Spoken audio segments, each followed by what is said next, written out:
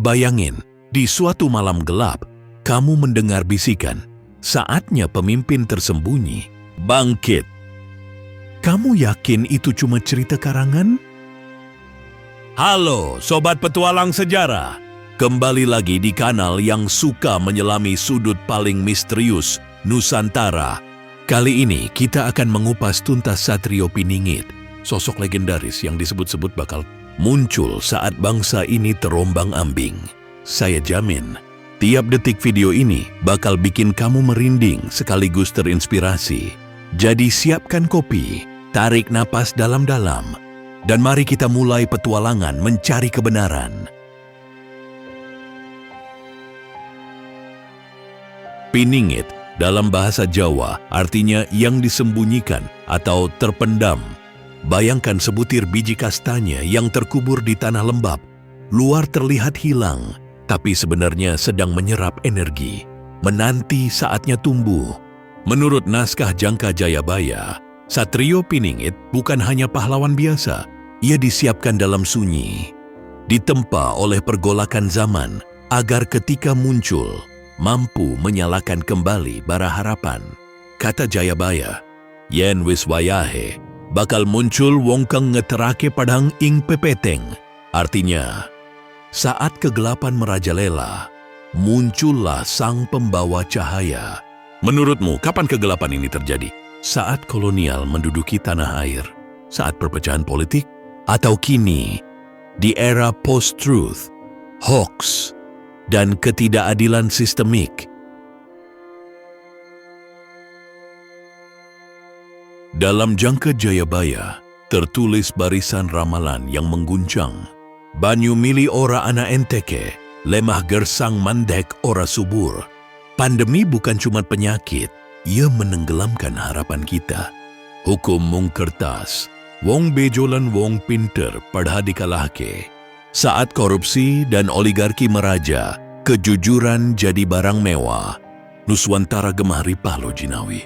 Nanging atine peteng, kekayaan alam melimpah, tapi hati dan moral rakyat gelap gulita. Kita bisa debat apakah ini cuma metafora atau prediksi literal. Namun, satu yang pasti, setiap fragmen ramalan itu terasa nyentak saat disandingkan dengan realitas Indonesia hari ini. Bayangkan generasi muda yang corporate burnout, petani kehilangan lahan, guru honorer menuntut keadilan. Mungkinkah mereka adalah bagian dari pergolakan yang memanggil sang penyembuh? Kalau kita rajin membuka buku lama, kita bakal menemukan sketsa Satrio Piningit tergores di tiap zaman. Mari kita flashback. Majapahit, abad ke-14. Gajah Mada, sang Mahapati, bersumpah sumpah palapa untuk mempersatukan Nusantara. Bukan kebetulan namanya Gajah Mada, pribadi besar yang muncul di kala kerapuhan. Zaman Wali Songo, abad ke-15 sampai 16, tak ada pedang terhunus, melainkan ajaran spiritual. Kiai-kiai membawa pembebasan lewat nilai. Bukankah itulah wajah Satrio Piningit yang lembut, namun mengguncang tatanan? Pergerakan nasional, abad ke-20, Soekarno, proklamator yang muncul di saat keruntuhan moral penjajahan. Ia mempersatukan pluralitas, memantik lidah api semangat kemerdekaan.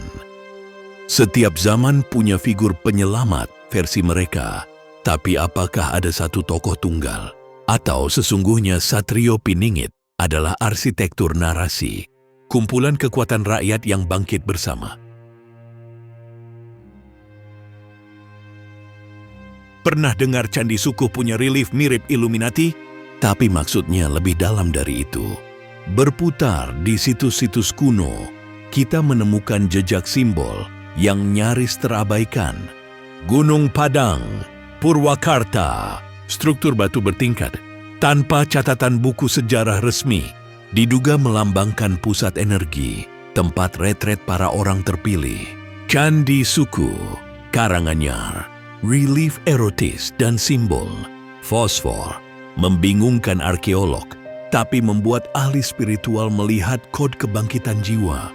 Gua Pawon, Jawa Barat, lukisan tangan manusia purba diperkirakan ratusan ribu tahun lalu. Apa hubungannya? Para tetua percaya pintu gerbang jiwa menuntun ke dunia bawah sadar kolektif.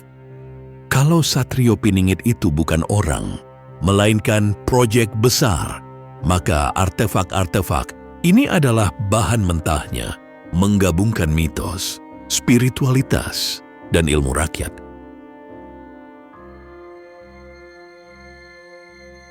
Apa kamu pernah nonton video viral aktivis berteduh di tengah kebakaran hutan untuk selamatkan satwa? Zaman digital memunculkan versi modern Satrio Piningit, aktivis lingkungan. Mereka berdiri di barikade Karhutla, menggugat perusahaan lewat Twitter. Tak pakai mahkota, tapi suaranya menggema hingga RI1. Jurnalis independen melacak dana tersembunyi meski ancaman intimidasi. Mereka meretas kebohongan publik dengan fakta-fakta yang mengoyak. Komunitas adat menjaga ritual leluhur dan hutan sakral. Mereka menegur kita, jika kalian lupa, kami ingatkan, suara mereka kian nyata lewat film dokumenter dan pameran seni. Mereka semua pakai seragam berbeda, kaos oblong, sarung, atau jas. Tapi semangatnya sama, ubah sistem, hapus ketidakadilan. Disinilah Satrio Piningit hidup, bukan di keraton, tapi di antara rakyat kecil yang menolak diam. Kenapa cerita Satrio Piningit selalu bikin bulu kuduk meremang? Menurut Carl Jung, arketip pahlawan terpendam ada di bawah sadar kolektif. Di Nusantara, trauma penjajahan, perpecahan agama, hingga ketimpangan sosial menimbun luka, dan manusia butuh harapan, tokoh yang muncul, memecah belenggu, lewat ritual wayang, tembang Macapat, atau kisah orang suci di Gunung Tinggi. Masyarakat menyalurkan keinginan terpendam. Setiap dalang yang menyebut Satrio Piningit sesungguhnya sedang membayar utang sejarah, menjaga mimpi rakyat agar tak padam.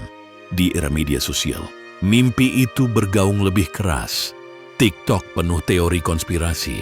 Instagram diramaikan meme Satrio Piningit 2025. Ini bukti satu hal, kebutuhan kita akan pahlawan sejati tak pernah pupus, meski zaman terus berputar.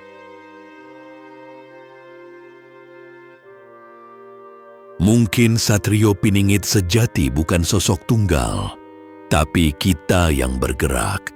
Setelah menengok ramalan, mengorek situs kuno, dan meresapi gelombang pergerakan modern, satu kesimpulan muncul. Satrio Piningit bukan sekadar tokoh, melainkan gerakan kolektif. Ia hidup dalam tiap aksi kecil yang menuntut keadilan, meski tanpa sorotan lampu kamera.